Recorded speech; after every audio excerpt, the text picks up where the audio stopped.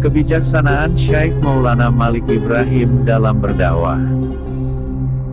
Menurut dari beberapa sumber sejarah, bahwasanya Syekh Maulana Malik Ibrahim yang terkenal dengan sebutan Syekh Maghribi, juga banyak orang yang menamakan kakek Bangkal adalah seorang tokoh ulama yang ahli tata negara yang berasal dari negeri Turki. Dalam riwayat lain, berasal dari Gujarat dan ada yang mengatakan dari Iran serta ada juga yang mengatakan dari Arab. Beliau masih keturunan Zainal Abidin bin Hasan bin Ali bin Abi Thalib radhiyallahu anhu. Pada tahun 1404 Masehi, beliau menyiarkan agama Islam di Pulau Jawa, menetap di Gresik dan wafat pada hari Senin tanggal 12 Rabiul Awal tahun 822 Hijriah, atau bertepatan dengan tahun 1419 Masehi, kemudian dimakamkan di Gresik pula. Ketika itu masyarakat Jawa mayoritas masih beragama Hindu dan Buddha, maka tentu saja untuk menyampaikan Islam kepada mereka harus membutuhkan pengalaman yang cukup dan kebijaksanaan serta kesabaran. Demikian juga Syekh Maulana Malik Ibrahim yang menyampaikan Islam kepada mereka itu, melakukannya dengan sangat berhati-hati, dan lebih dahulu beliau mengadakan pendekatan terhadap segala lapisan masyarakat.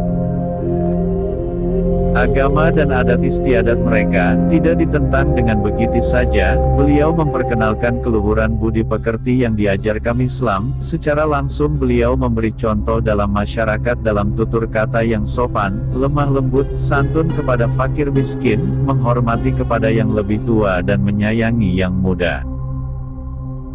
Karena demikian, sehingga di kalangan rakyat kecil beliau tersohor sebagai seorang yang berbaik budi dan dermawan. Itulah cara beliau menyiarkan Islam dimulai dari golongan bawah yang kemudian sampai kepada mereka yang bertingkat atas. Lain halnya dengan agama Hindu misalnya, datang dari India ke Indonesia adalah untuk keperluan istana, seperti untuk pembuatan candi yang merupakan aktivitas keraton, upacara istana dan untuk kepentingan kerajaan. Karena itu agama Hindu hanya berpengaruh pada kalangan atas saja, sedangkan rakyat bawahan tidak begitu merasakannya. Lain halnya dengan agama Hindu misalnya, datang dari India ke Indonesia adalah untuk keperluan istana, seperti untuk pembuatan candi yang merupakan aktivitas keraton, upacara istana dan untuk kepentingan kerajaan. Karena itu agama Hindu hanya berpengaruh pada kalangan atas saja, sedangkan rakyat bawahan tidak begitu merasakannya. Maka itulah Syekh Maulana Malik Ibrahim telah mengkajinya dan berarti beliau memasukkan Islam lebih dahulu kepada orang yang belum terisi. Dengan sistem demikian, maka mudahlah masyarakat menerima apa yang ditunjukkan beliau, yakni agama Islam.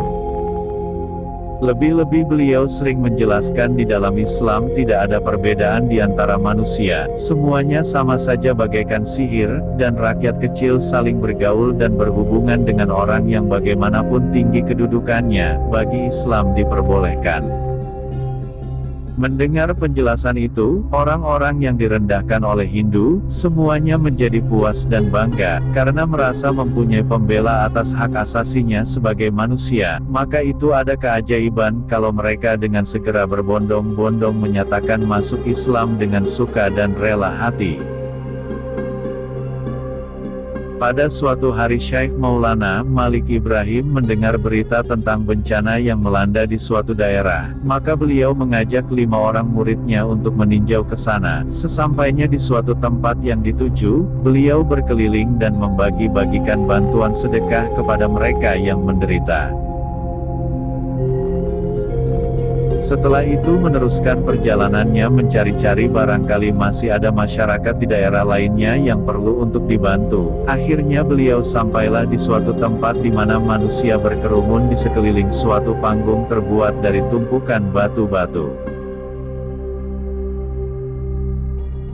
Di atas panggung batu itu nampak seorang gadis ayu berpakaian serba putih sedang meronta-ronta ingin melepaskan diri dari pegangan 2 orang lelaki yang bermuka nampak kejam dan berperawakan kekar. Sedang di hadapannya berdiri seorang pendeta dengan bertongkat. Melihat semua itu, Syekh Maulana Malik Ibrahim beserta kelima muridnya pergi mendekat ingin tahu apa yang dikerjakan orang-orang yang berkerumun itu. Setelah berada di tempat itu, beliau menanyakan hal itu kepada salah seorang penduduk dalam rombongan itu.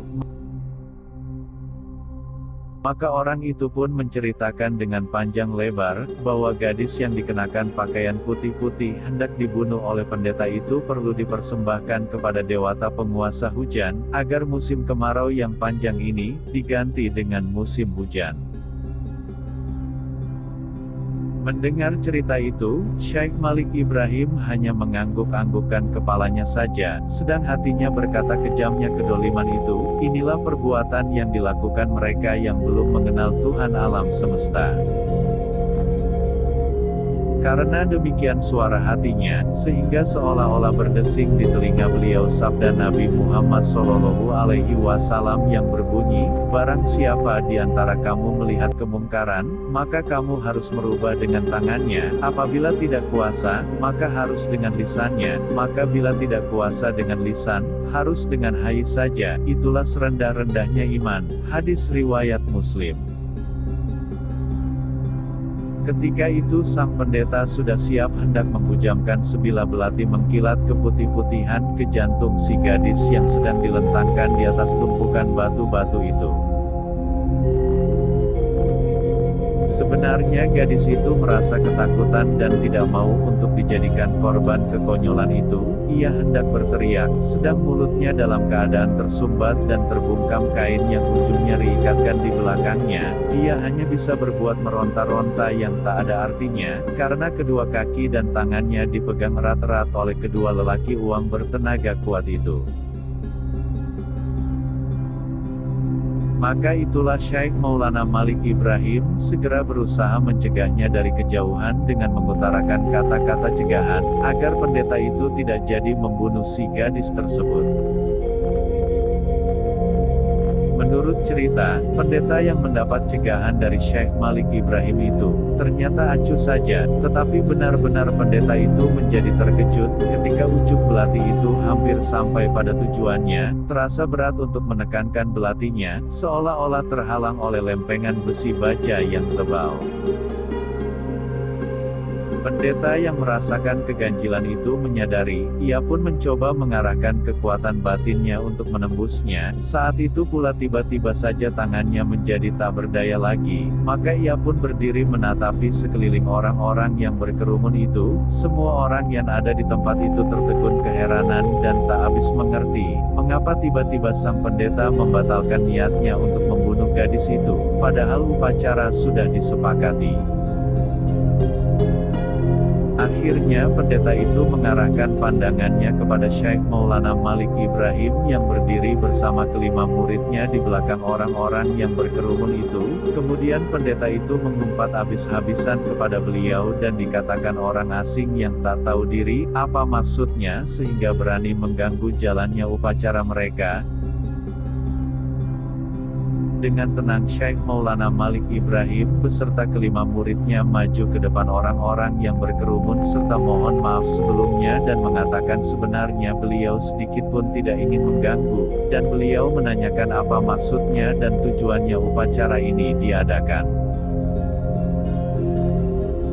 Kemudian pendeta itu dengan congkaknya memberikan keterangan sebagaimana cerita salah seorang yang berkerumun itu, dan setelah Syekh Maulana Malik Ibrahim menanyakan sudah berapa banyak gadis menjadi korban serta adakah hujan pernah turun, maka orang-orang yang berkerumun menjawab serentak mengatakan bahwa upacara pengorbanan gadis sudah 3 kali ini, sedangkan hujan belum juga turun.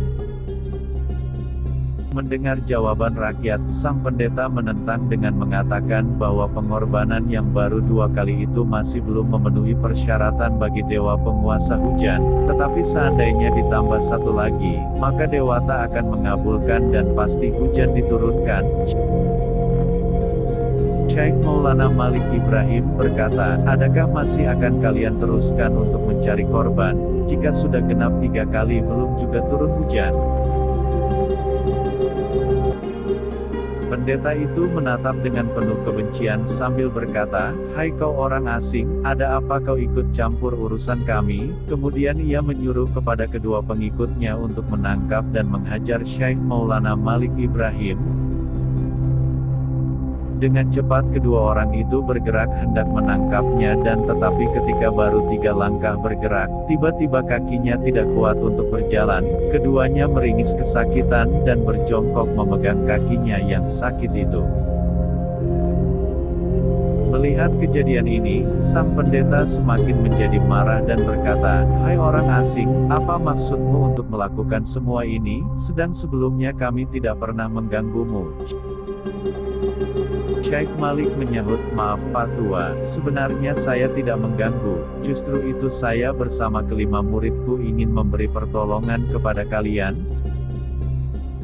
Saud pendeta, "Pertolongan apa? Kau jangan berlaga seperti dewa saja, kemampuan apa yang dapat kau sumbangkan kepada kami?" "Kami membutuhkan hujan," sahut masyarakat dengan serentak. Setelah mendengar permintaan orang-orang itu, maka Syekh Malik mengatakan, "Insya Allah akan mengabulkan dan dengan catatan, bila hujan terjadi turun agar membebaskan anak gadis itu."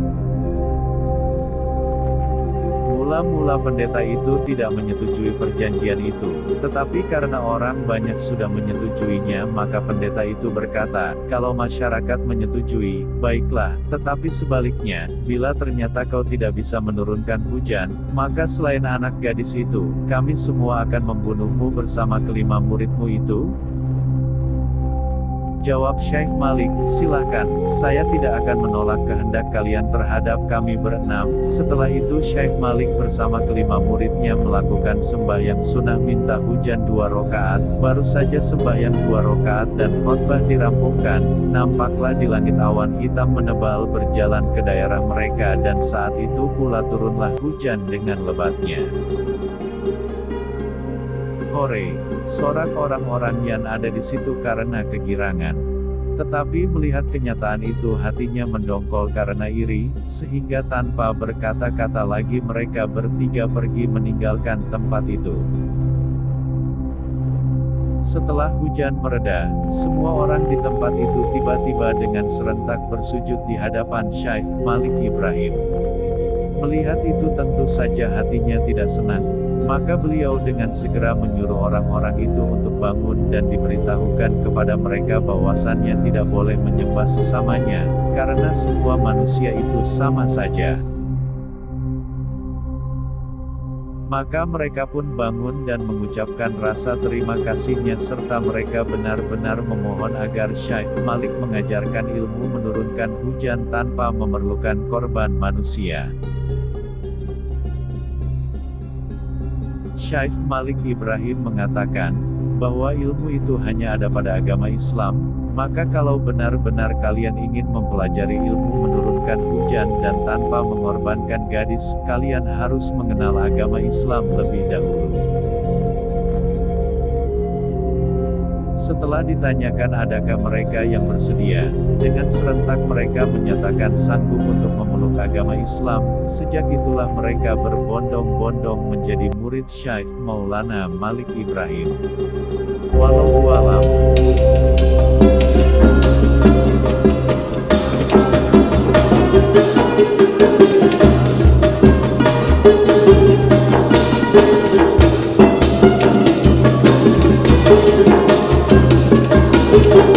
Thank you.